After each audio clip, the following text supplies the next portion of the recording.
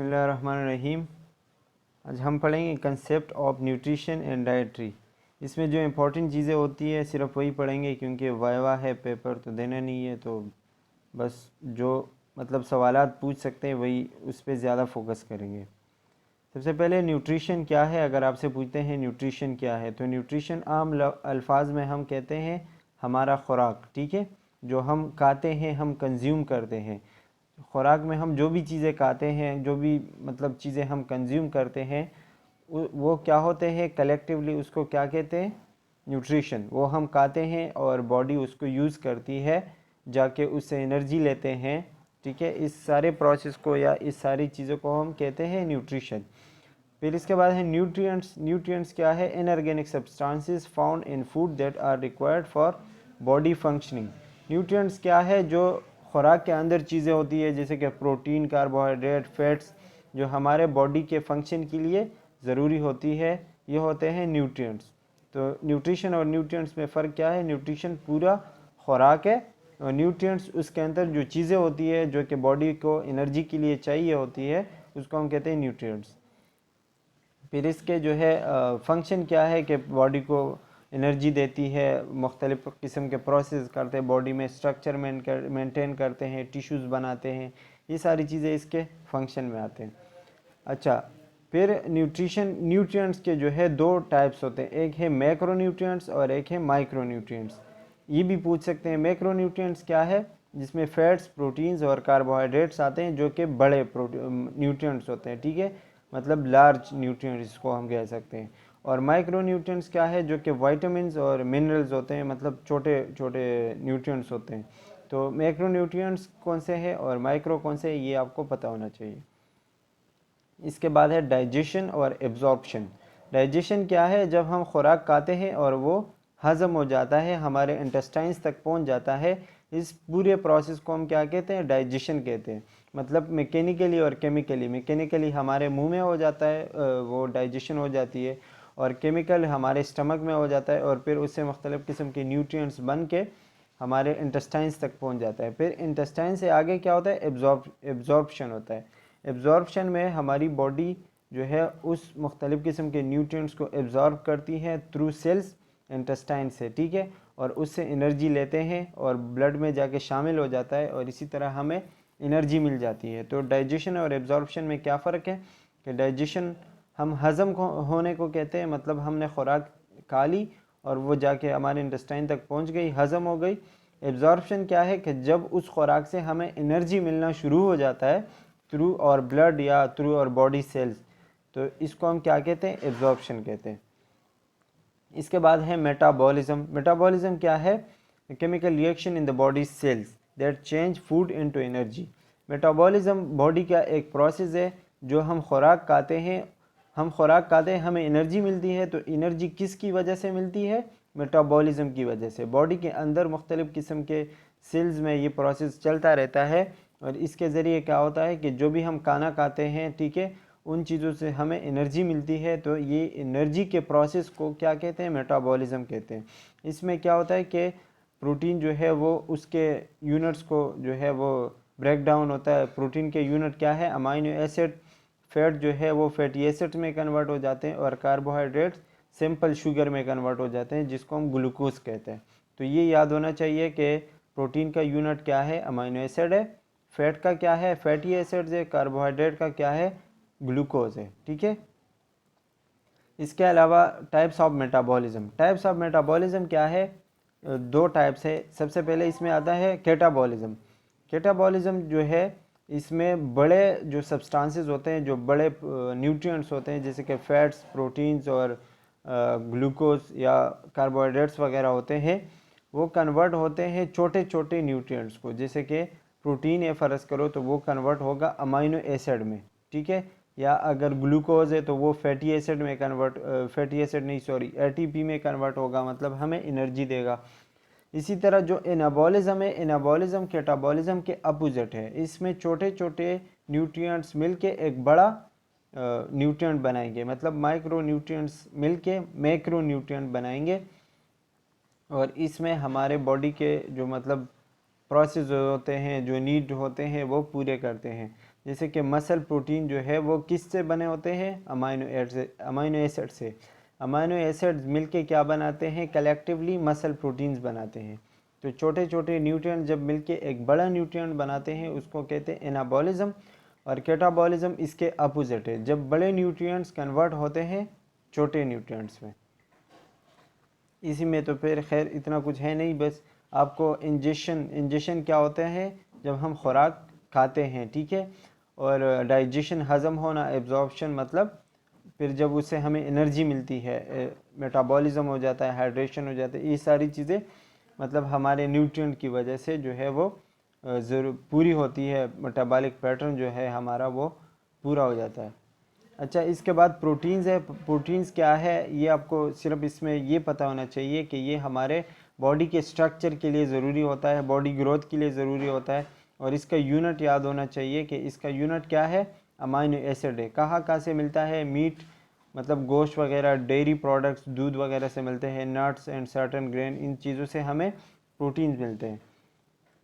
फिर ये दिया गया है कि कैसे कहाँ पे एब्ज़ॉर्ब होता है, पेप्सिन एंजाइम जो है इसमें इन्वॉल्व होते हैं। ये इतने अहम नहीं है, लेकिन आपको जो है प्रोटीन का पता होना चाहिए।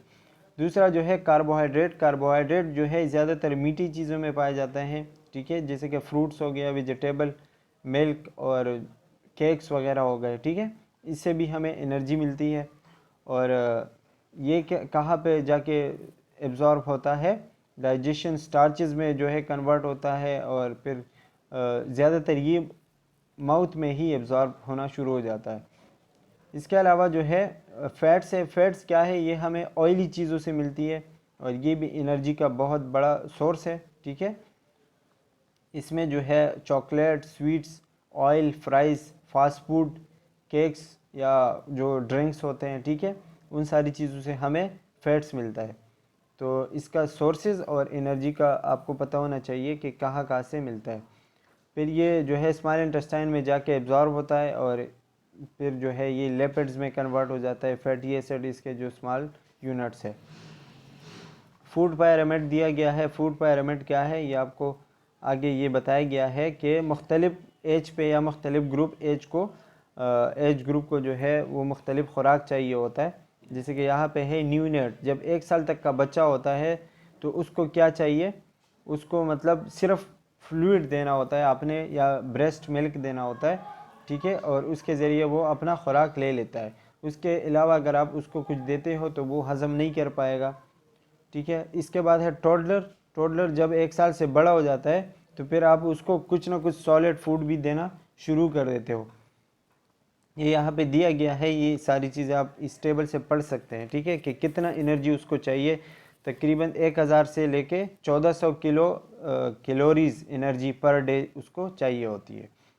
अच्छा, प्री स्कूल मतलब जब 4 साल तक पहुंच जाए, 3-4 साल तक बच्चा पहुंच जाता है, ठीक है, तो फिर उसको मतलब एडल्ट फूड देना शुरू कर देते हैं, जो हम आम ज़िंदगी में खाते हैं वही शुरू कर देते हैं। और उसको कितनी एनर्जी चाहिए होती है, तकरीबन 1500 मिलीलीटर जो है उसको लिक्विड चाहिए, या फिर इतनी एनर्जी चाहिए। इसके अलावा जो स्कूल एज बच्चे होते हैं फिर उनको क्या 2400 कैलोरीज पर डे एनर्जी चाहिए होती है। ये याद रखने वाली है बस इसमें कि किस बच्चे को कितनी एनर्जी चाहिए, तो ये आपने याद रखना है। एडोलेसेंट जब मतलब बालिग हो जाता है बंदा, एक एडोलेसेंट एज में पहुंच जाता है, तो उसको फिर प्रॉपर न्यूट्रिशन चाहिए होती है, जिसमें आयरन, कैल्शियम, विटामिन डी और बी, वो सब सारी चीज़ें पूरी हो, ठीक है। और मिल्क पर डे जो है तकरीबन 1 ग्लास चाहिए होता है, कि पर डे आपने 1 ग्लास मिल्क भी पीना होता है। फिर यंग एडल्ट में जो है वो तो उसके लिए फिर हेल्दी डाइट बहुत ज़्यादा ज़रूरी होती है, और ये भी आप यहाँ पे पढ़ सकते हैं क्योंकि दिया हुआ है इस टेबल में। इसमें खैर कुछ इतना कुछ इम्पोर्टेंट है नहीं, लेकिन पता होना चाहिए सिर्फ। मिडिल एज एडल्ट, उसको फिर थोड़ा सा और ज़्यादा चाहिए होता है। Drink 2 to 3 litre fluid daily, तकरीबन 2 से 3 लीटर पानी पीना चाहिए। ऐसा खुराक जो है वो खाना चाहिए जिसमें विटामिन ए, सी और ई हो, ठीक है, जो हार्ट डिजीज़ को कम करे। फिर एल्डर्स पे आते हैं। एल्डर्स मतलब जब बूढ़ा हो जाता है बंदा, उसको फिर एनर्जी की ज़रूरत कम हो जाती है, क्योंकि उसकी जो है एक्टिविटी जो है, फ़िज़िकल एक्टिविटी वो कम हो जाती है, तो इसलिए उनको फिर एनर्जी की ज़रूरत इतनी नहीं होती, तो इसलिए उनका जो डाइट होता है वो भी कम हो जाता है। फिर मुख्तलिफ़ किस्म के जो है वो न्यूट्रिशनल स्टेटस है कि कौन सी चीज़ें आपके न्यूट्रिशनल स्टेटस को अफेक्ट करती है। उसमें डेवलपमेंटल एज आ जाता है, जब बॉडी की ग्रोथ हो जाती है। जेंडर भी उसमें एक इफ़ेक्ट है। कल्चर हो गया, बिलीफ, ये सारी चीज़ें यहाँ पे दी हुई है।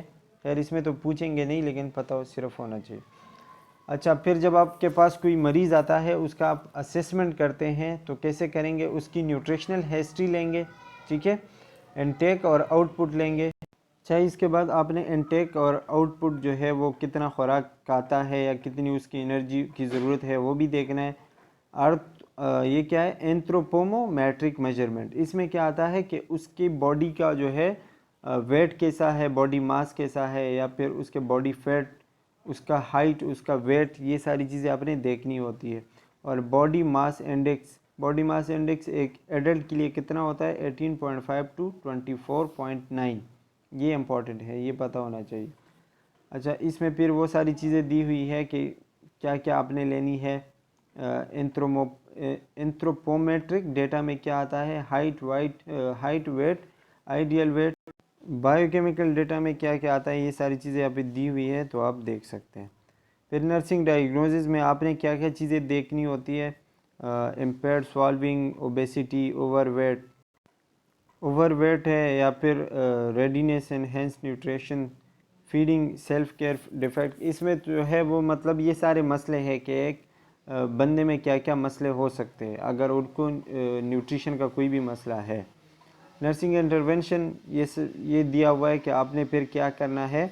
ऑप्टिमल न्यूट्रिशन मतलब उसको ऐसा खुराक देना है जो उसके लिए काफ़ी हो, न ज़्यादा हो ना कम हो, ठीक है, उसमें सारे न्यूट्रिएंट्स वगैरह मौजूद हो। Provide assistance with eating. उसको ईटिंग में जो है आपने असिस्ट करना है। असिस्ट का मतलब ये कि आपने उसको बताना है कि आपने क्या क्या चीज़ें खानी है, क्या नहीं खानी। इसके अलावा ये सिनेरियो दिया हुआ है, ये तो खैर मतलब एक होमवर्क है आई थिंक। तो यहाँ पे ये ख़त्म हो जाता है, और आई होप कि आपको क्लियर हो चुका होगा। And that's all, thank you.